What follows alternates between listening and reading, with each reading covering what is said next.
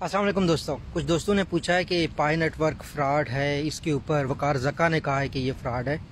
देखिए, मुझे नहीं मालूम पाई नेटवर्क फ्रॉड है या नहीं है, लेकिन एटलीस्ट अभी इसको कोई ख़रीद नहीं रहा, पाई नेटवर्क वाले कोई पैसे नहीं मांग रहे। बिटकॉइन, एथेरियम या पहली जो क्रिप्टो करेंसीज थी उनको भी इस तरह के फेज़ से गुजरना पड़ा जहां उन पर क्रिटिसिज्म होता था कि ये फेक हैं, फ्रॉड हैं, कुछ भी नहीं है। जहाँ तक बात है वकार ज़का साहब की कि उन्होंने कहा कि ये फ्रॉड है, मेरे ख्याल में वो नहीं कर सकते क्योंकि उनका कन्फ्लिक्ट ऑफ इंटरेस्ट है इंतहाई एहतराम के साथ।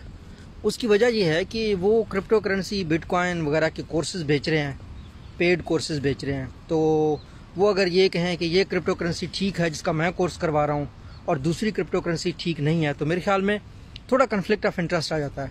बाकी पाई के बारे में कुछ भी नहीं कहा जा सकता। लेट्स सी क्या होता है, let's hope for the best.